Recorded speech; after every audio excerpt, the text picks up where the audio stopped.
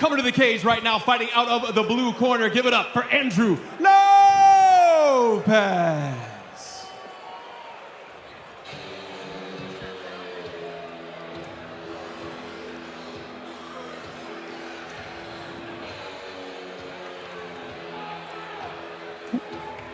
Andrew Lopez making his debut as a rising star out of Subfighter MMA. Downey, California. He's got a Brazilian Jiu-Jitsu and kickboxing background, walking that aisle for the very first time. Oh, you gotta love Lopez comes out to a little Black Sabbath, little Iron Man. Gotta love it. We are joined at the broadcast position by Justin Gakowski of Real Eyes Recognize. Your thoughts as you take a look at some of the particulars on Lopez? I love the song. First off, I thought it was a great choice come out for your first one, and cool, calm, and relaxed. And so this was one of the fights I was looking forward to watching yesterday after the weigh-in show. So yeah, a couple bullet points here. He's got to utilize his reach advantage here, right? The guy's a purple belt and BJJ. He knows what he's doing. He's also a Naga champ as well. He's got to look for a TKO with his punches, his strikes, but don't sleep on him because even though he's a BJJ purple belt, the kid can scrap. 100%. He does have a 2-inch height advantage, should equate to reach as we await his opponent. And his opponent fighting out of the red corner. Please welcome Arshak Torosyan.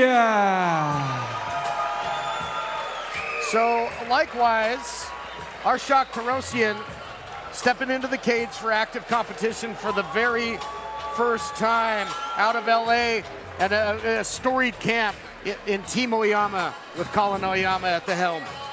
Yeah, you know, Torosyan's looking, comes out. He's going to come out blazing. This kid loves to firefight. His wrestling's really, really good, but he has a suffocating top pressure. Really like to grab you in the deep waters and try and drown you. What do you think, Dustin? Yeah, and you mentioned earlier about his camp. He comes from one of the best, and so he's going to be no stranger to some violence. So he's going to be used to it, and he's going to be ready. Take a look at some of the particulars. Now, in doing some research, the interwebs will show a unanimous decision victory over Rodrigo Coca. Apparently, a fight that wasn't recognized by the commission. Yep. But we'll see if that experience pays dividends for Torosyan. Yeah, he's just got to pace himself. Don't come out there blazing right out of the way. Feel yourself out a little bit now that you've had a bunch of fights. Get a little bit of distance. Then throw some hands in the face, then set up your takedown. Absolutely, and you would know. How did you feel in your first fight? What was that like coming out with a nerve? Oh, dude, it's terrifying, but it's exhilarating at the same time. I told you guys yesterday at the weigh-in show, I felt like I had lightning bolts shooting out of my fingertips, and like that. There's so much power from what the audience gives you, and the fact that you're going over there to put your skills against another trained assassin every time you go in there. It's scary, but your first time, it's pretty overwhelming. And there you go, nice little bit of respect with each other, little knuckle up before the fight. Hopefully we'll see some lightning bolts after this one. Here to set the stage for this bantamweight battle, Shad Fishburne. All right, fight fans, here we go. The following UNF contest is presented by The V. It is scheduled for 3 rounds in the UNF Rising Stars Bantamweight division. Our referee in charge of the action, Frank Trigg. Introducing first, fighting out of the blue corner, making his debut, standing 5 feet 7 inches tall and weighing in at 135.2 pounds. Fighting out of Downey, California, representing Subfighter MMA, presenting Andrew Lopez. And his opponent across the UNF cage, fighting out of the red corner, holding a record of 1 win and no defeats. Standing 5 feet 5 inches tall and weighing in at 132.2 pounds. Fighting out of Montebello, California, representing Los Angeles Muay Thai and Team Oyama, this is Arshak Torosyan.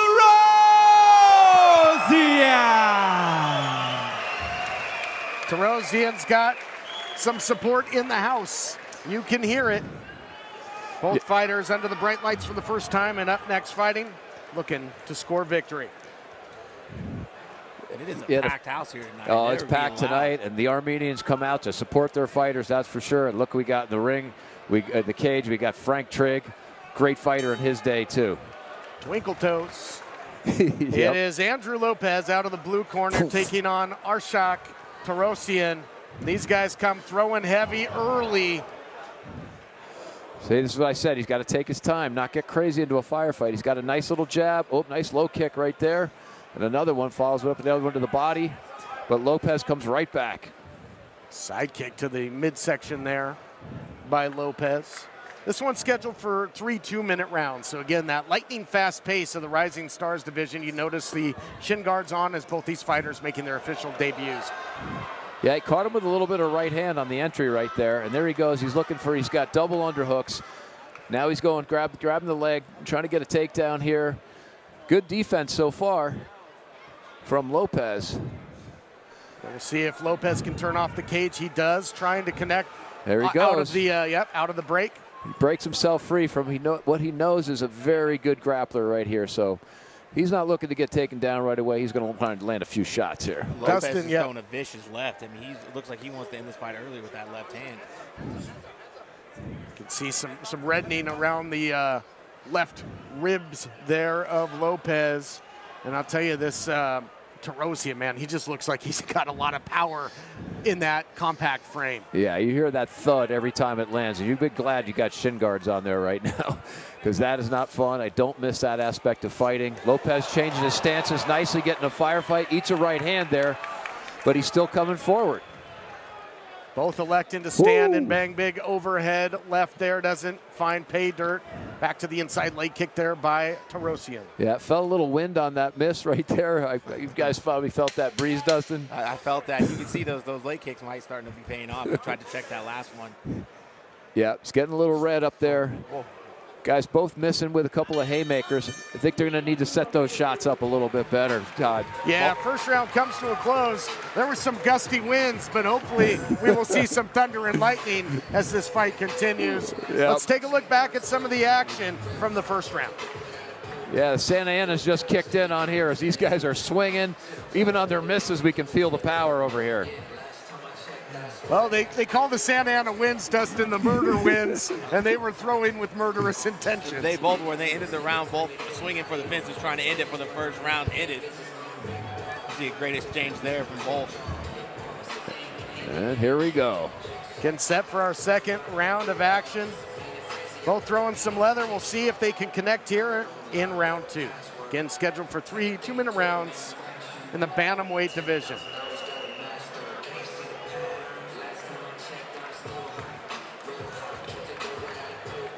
Chris, as a fighter, after watching this round, what would you do coming out to kind of settle yourself? It looked like both guys were real anxious, throwing heavy. What would you do coming out? I'd do a Sean O'Malley. You know, you want to find your range. You want to stay at range. That's the thing, is these guys are getting a little too crazy coming in and firing on each other when you got to really try and angle off on your jab. Don't come straight up the middle. Angle off. So, like that's a nice Right 1-2. Right down the middle. They were listening. Yep. There we go. Yeah, he was at range there, wasn't he? Yep. That's what. See how he's staying back just a little bit and seeing what he's got to add to him. See if he throws something at him and then comes back with a kick. Nice body kick there by Torosyan. Might be seeing some more crimson on the body there of Lopez. Yeah, we're all looking for masks leading up to Halloween, so a crimson mask is not a bad thing. Torosyan going back downstairs. Yes, but he went to the thigh. Did you notice that? Because he realizes those calf kicks aren't having the same effect that they would normally have. So he's like, oh, let's go back up to the thigh. Yeah, on account of those shin guards. That's an excellent point there, Chris. Making a great adjustment with that. See, back to the calf, but if he goes up just a little bit higher, he's going to actually land some real damage with that. That's one of the things you got to work out in your amateur fights here, is figure this stuff out. You know, there is some differences. Submissions are harder. Calf kicks don't really land the same way. First Ooh. attempt Nice really knees. to change levels there. Yeah, trading some knees. And Whoa. blitzing. Uh-oh. Whoa. Both guys Nice, with. nice counter punching by Torosyan because Lopez was throwing wildly there, Dustin. Yeah, Lopez looks like he's throwing away wildly. Might be getting tired trying to end it. Looks like he's swinging for the fences. Yeah, sometimes, you get a guy like Torosyan in your face, you want to kind of just put him away and just be, let me just land a big shot and drop this guy. But it's hard to do, right? Look at his range right there. Now he's staying at range, Torosyan, was what I was saying he needs to do if he wants to win this fight, and lands a big right hand right there off the counter. And Torosyan, every time Lopez comes in, he's hitting him with a jab or hitting him with a 1-2, and then when he gets in distance, he's dropping that leg kick, so he's really doing a great job of changing it up and keeping Lopez guessing.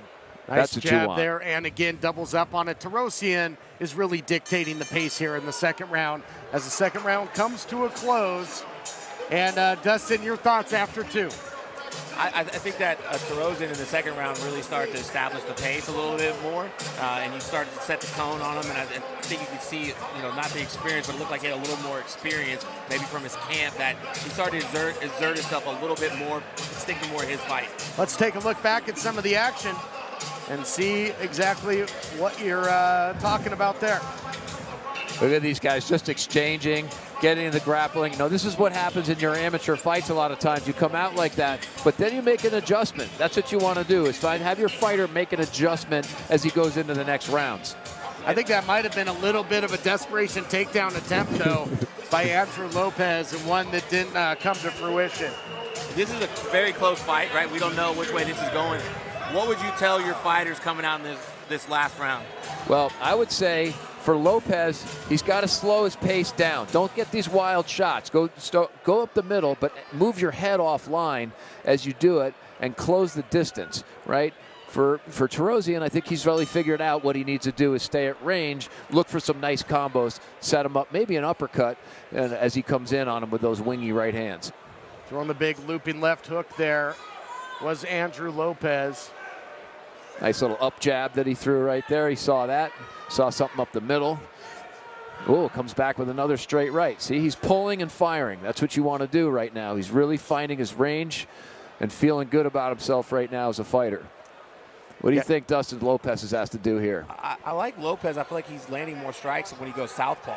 It feels like he's having better success with the strikes when he goes back to southpaw. I'd like to see him do that and be a little more aggressive, but a controlled aggressive, right? Yep. Throw 1-2 strikes, throw a few more combos. It seems like he's just trying to land that one punch and not set it up as much.